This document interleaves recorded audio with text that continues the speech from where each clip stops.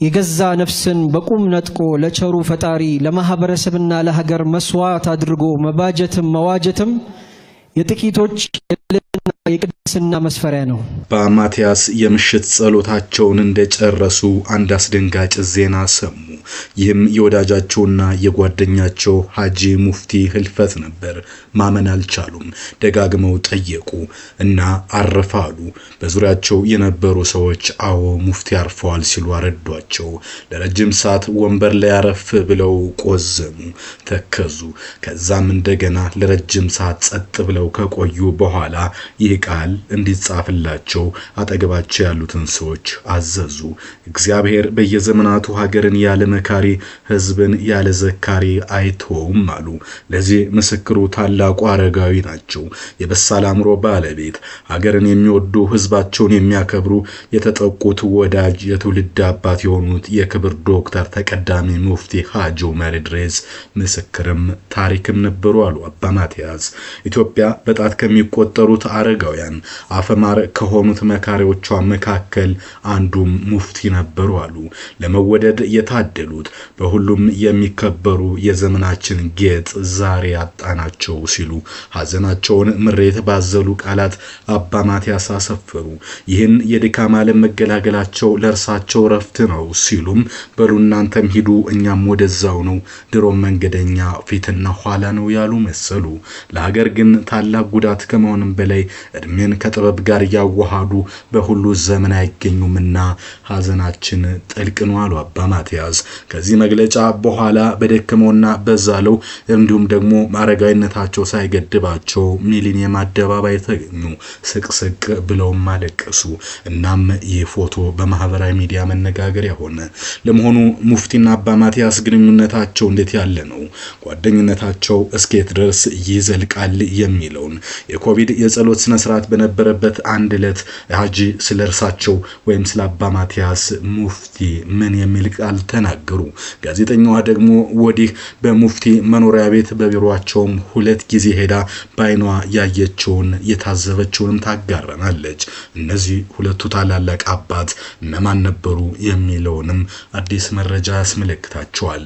ከሁሉ በፊት የአባ ማቲያስ እንባ፣ አጠቃላይ ደግሞ የሙፍቲ ህልፈት ስለ ኢትዮጵያ ሃይማኖትና መቻቻል፣ ስለ ሀገርነት፣ በወቅቱ ስላለው ዘረኝነትና እንዲሁም ግጭት በላይ ምን የሚነግረን መልእክት አለ? ኮሜንት ቦክሳችን ክፍት ነው፣ ጻፉልን። እኛ አስደናቂው መረጃ እንደዚህ እንተርኳለን። በአንድ ወቅት ኮቪድ-19 የሚባል በሽታ ለምን ሰቅዞ ያዛት? በሽታው ኢትዮጵያን ተሻግሮ በርካታ ሰዎች ታማሚና ሙት ሆኑ። በዚህ ወቅት ኦርቶዶክስ ቤተክርስቲያን ከተማውን የማጠን ጨምሮ ሌሎች የጸሎት መርሃ ግብርን አዘጋጀች። ይህ እያለ ሲሄድ ሁለቱ ሃይማኖቶች ለዘላለም በፍቅር አብረው እየኖሩም ያሉ ናቸውና ጸሎት ታወጀ። ኮቪድ-19 ዓለምን ከቁጥጥር ውጭ ወጥቶ በሰዓታት ውስጥ ብቻ በሺ የሚቆጠር ነፍሳትን ፈረፈ ነበር። ከሀገርም አልፎ እንዳለም በተጨነቅንበት እንደ ሀገር የጸሎት መርሃ ግብር በታወጀበት በዛ ክፉ ጊዜ ፓትርያርክ ብፁዕ ቅዱስ አቡነ ማትያስ ጸሎተ ብራኬ ሰጡ። ከጸሎተ ብራኬ በኋላ ተቀዳሚ ሙፍቲ ሐጂ ዑመር ኢድሪስ ተከተሉ። ሁለተኛውን የጸሎት ፕሮግራም እንዲያደርጉ ሲጋበዙ በዚህ ጸሎት ላይ ሌላ የሚጨምረው ጸሎት የለም። እኔ ዛሬ ዱዓ አላደርግም፣ ወንድሞቻችን የኦርቶዶክስ አባቶች በሰፊው አድርገዋል።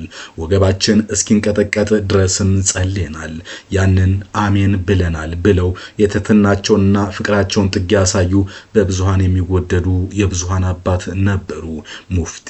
እናም ይህ ሐዘን የከበዳቸው ይመስላል። ሙፍቲ ከዛ በኋላ አንድ ሐሳብን አንስተውላቸዋል።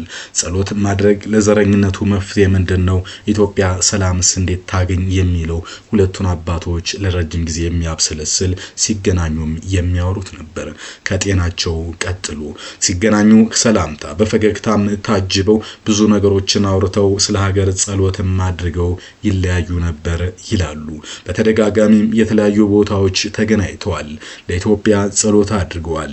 ለመንጋው ለህዝባቸው ለተከታያቸው ብርታትን ውለው በተለያየ ዘመን የቆሙ በሁለት የተለያዩ ሃይማኖቶች አጽናፍ ያሉ ግን በልብ በፍቅርም አንድ ላይ ያሉ ይመስላል። ይህም ዛሬ በሙፍቲ የቀብር ስነ ስርዓትና ሽኝት ላይ በአባ ማቲያስ አይኖች ላይ በትክክልም ታይተዋል። ጋዜጠኛዋ ደግሞ ወዲህ በአካልና በአይኗ ያየችውን እንዴት ተተርካለች። ቃለ መጠይቅ የማድረግ እድል ሳገኝ ኢቲቪ ገብቼ አመትም አልሆነኝ። ገና አዲስ ማይክ ያዥ ነበርኩ። እስልምና እምነት ተከታዮች ባልነበርና ስለ መንዙማ ለመስራት እሳቸውን ደውዬ በመኖሪያ ቤታቸው ስርዓቱን ለመከወን ፈቃደኛ ሆኑ። ደረስን። ሌሎች አባቶች ሰብስበው ተቀበሉን። የሃይማኖት በዓላትን መስራት ከባድ የሚያደርገው የቤተ እምነቱ ስርዓት መጠበቅ፣ ህግጋትን የማክበር ግዴታ መሆኑ ብቻም ሳይሆን ስህተት ብንፈጥር በተቋምም ሆነ በግል የሚመጣውን ጫና ጥያቄ መመለስ ከባድ ነው። ገና ጀማሪ ስትሆኑ ደግሞ አስቡት ትላለች መስከረም ጌታቸው። ትረካዋን ስትቀጥል እኔ የእምነቱ ተከታዮች የሚለብሱትን ድሪያ ብለብስም እየተንሸራተተ ጸጉሬ እንዳይታይ በሰቀቀን ወዲያ ወዲህ ላለው ቀመጥና እንደገና እንዲህ መቀመጥ የለብኝም ብዬ እነሳለሁ። እንደገና እቀመጣለሁ። የእሳቸው ግርማ ሞገስ ደግሞ እንዲሁ ብርክ ያስይዛል። ብቻ የእምነት አባቶች መሃል በመሆኔ እምነቱ የማይፈቅደውን ሆኜ ላለመታየት ተጨነቁ፣ ተጠበቡ። ይህን የውስጤን ገልጠው እያዩት ሀጂ ሙፍቲ ጠሩኝ። ፈገግ ብለውና ቀስ ባለ ድምፅ እዚህ ያሉ ሁሉም አባቶችሽ ናቸው። የለበሽውም ሁሉ አክብሮትሽን ያሳያል። ልጃችን ስለመጣሽ ደስ ብሎናል። ሳትጨናነቂ ያሰብሽውን ጀምር ያሉኝ ትላለች በኦርቶዶክስ እምነት ጽኑ የሆነችው ጋዜጠኛ መስከረም ጌታቸው። የኔ አባት ያ የጠፋው በራስ መተማመኔ ወደ ቦታው ሲመለስ ይታወቀኛል። ነፃነቴን ሳገኝ በቃ እንዴት አይነት ፕሮግራም ሰራን መሰላችሁ ትላለች። ገና ሳገኛቸው ያ የተጨነቀን የሚያረጋጋ ፈገግታቸው ይቀበለናል። ብዙ የሚናገሩ ባይሆንም ከቀረጻ በፊትና በኋላ ድንገት በመጣ ሐሳብ እየመከሩን ብዙ ነው። አንዳንድ ሰዎች አሉ የእናንተ ሃይማኖት አባት ባይሆኑም የራሳችሁ እየመሰሏችሁ ማግኘት፣ ማማከር፣ በሳቸው መገሰጽ የምትመኟቸው። ሀጂ ሙፍቲ እንዲያ ነበሩ። ሰውነት በእግሩ ቆሞ ሲሄድ ለማየት ታድለናል። ለበጎነት ሃይማኖት ድንበር የሚከልል ሳይሆን አፍርሶ የሚያገናኝ፣ ልዩነት የምንሰብክበትም ሳይሆን ሰው መሆን የምናስተምርበት መሆኑን አሳይተዋል ትላለች። እናም ይህ ደግሞ ከወዲኛው አባት ከአባ ማቲያስ ጋር ያለውን ግንኙነት ጥብቅ ያደርገዋል። ወዲያ ደግሞ ገጣሚው እንዲህ ይላል። ሸሆ ማርገነቴ እንዲህ ወደ ደገር እንዲህ ወደ ገታ ደግሞም ወደ ዳና ጫሌ ጎንጎደራ የተሰየማችው ሰው መሆን ሰው መውደድ የሚለውን ኪታብ ሙሉ የቀራችው በሸዋ ከተማ የአገር ዋርካ ሲወድቅ ከቶ ምን አላችሁ? የአባ ማቲያስና እንዲሁም ደግሞ የሀጂ ዑመርን ጉዳይ እንመለስበታለን። ግን ከቢቢሲ ሀጂ አንድ ቀን እንዲህ ያለ ጥያቄ ቀርበላቸው። ሙስሊሞች ብቻ ሳይሆን የሌላ እምነት ተከታዮችም እኮ እንደ ሃይማኖት አባት ለርሶ መልካም ስሜት አላቸው። ሰዎች ያንን ይነግሮታል፣ እርሶስ ያውቁ ይሆን የሚል ጥያቄ። ሙፍቲ ፈገግ ብለው መለሱ። አውቃለሁኝ።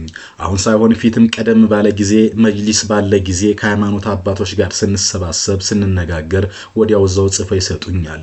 እርሶ ንግግሮ ወርቅ ነው፣ ብር እንኳን አይደለም ወርቅ ነው ይሉኛል ይላሉ።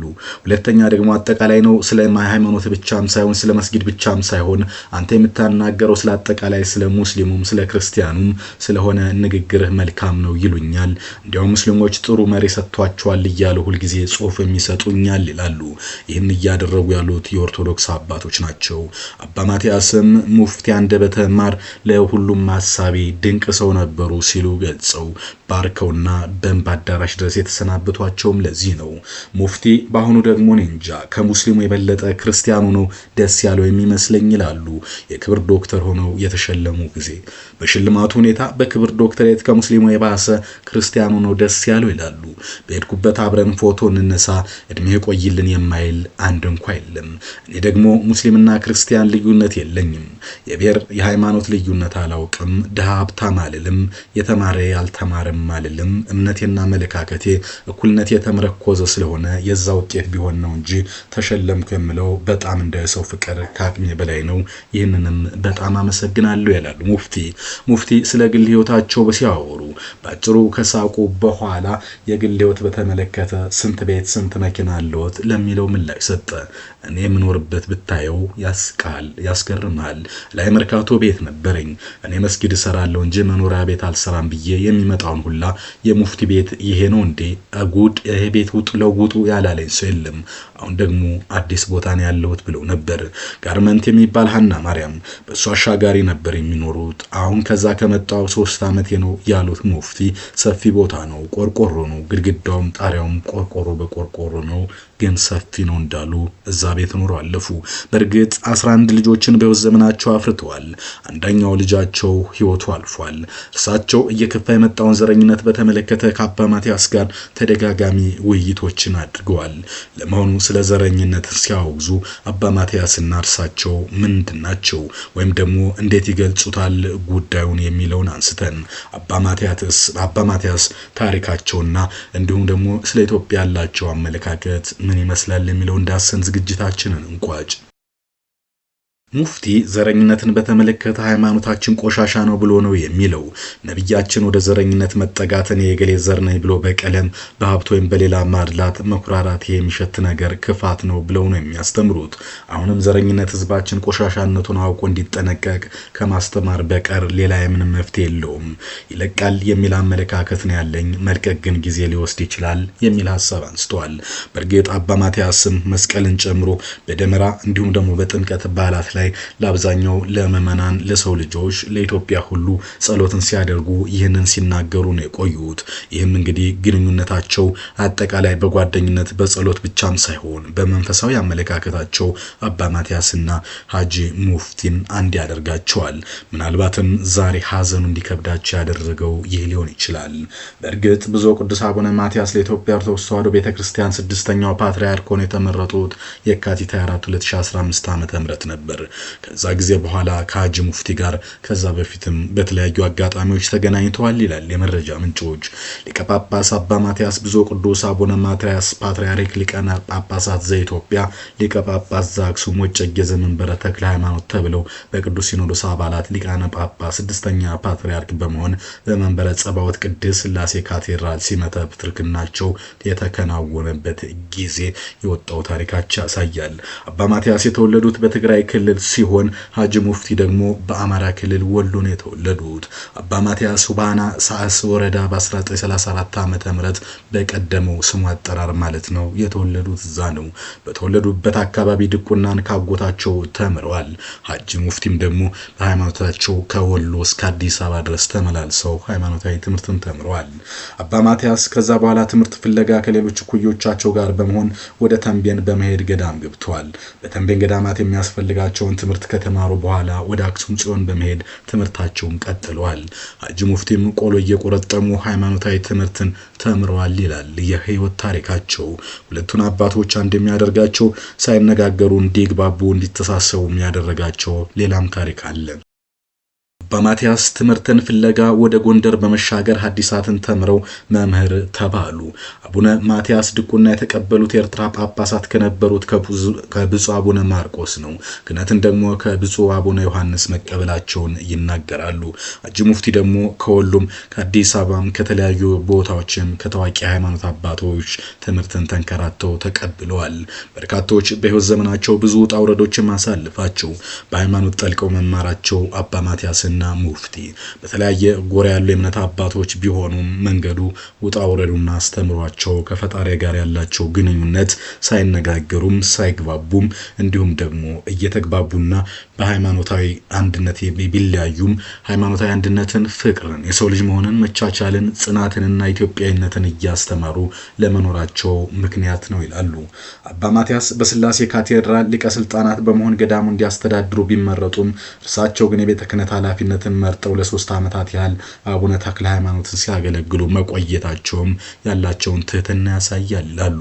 በ1971 ዓመተ ምህረት የጳጳሳት ምርጫ ሲደረግ ተመርጠው ኤጲስቆጶስ በመሆን ተሹመው ወደ ኢየሩሳሌም ሊቀ ጳጳስ ሆነው መሄዳቸውንም ታሪክ ያሳያል። በኢየሩሳሌም ሳሉም ወታደራዊ መንግስት ደርግ በሃይማኖት ላይ ያሉት አቋም በመቃወም ካወገዙ በኋላ ወደ አሜሪካ አቅንተው ነበር። ደርግ ከስልጣን ከተወገደ በኋላ ብፁዕ አቡነ ዜና ማርቆስ ወደ ኢትዮጵያ እንዲመለሱ ባደረጉላቸው ጥረት መሰረት መጥተዋል። በኋላም ሲኖዶሱ በአሜሪካ ያላቸውን ጵጵስና አጽድቆ በአሜሪካ የሚኖሩት ኦርቶዶክስ ተዋሕዶ ቤተክርስቲያን አማኞችን ሲያገለግሉ ቆይተው ነበር። ከዛ በኋላ ብፁዕ ቅዱስ አቡነ ጳውሎስ ፓትርያርክ ሞትን ተከትሎ ሊቀ ጳጳስ አባ ማቲያስ የካቲት 4 ቀን 2005 ዓ.ም ብፁዕ ቅዱስ አቡነ ማቲያስ ፓትርያርክ ርዕሰ ሊቃነ ጳጳሳት ዘኢትዮጵያ ሊቀ ጳጳስ ዘአክሱም ወዘጨጌ ዘመንበረ ተክለ ሃይማኖት ተብለው ተሹመዋል። ከዛ ጊዜ በኋላ የተለያዩ መድረኮች ጋር ከሙፍቲ ጋር ተገናኝተው ስለ ሀገራቸው፣ ስለ ኮቪድ፣ ስለ ሰላም፣ ስለ ሰው ልጆች ፍቅር ጸልየዋል። ግጭትን፣ ዘረኝነትን፣ ጸብን፣ ክፉ መንፈስን በጋራው ግዘዋል። እናም ግን ግን አሁን ሀገር ትልቅ ሰው አጣች ብለው አባ ማቲያስ በምታዩት መልኩ ሲያነቡ ተስተውሏል። ምክንያቱም ጓደኛቸውን ወዳጃቸውንና የመንፈስ አጋራቸውን ሀጂ ሙፍቲን አጥተዋል።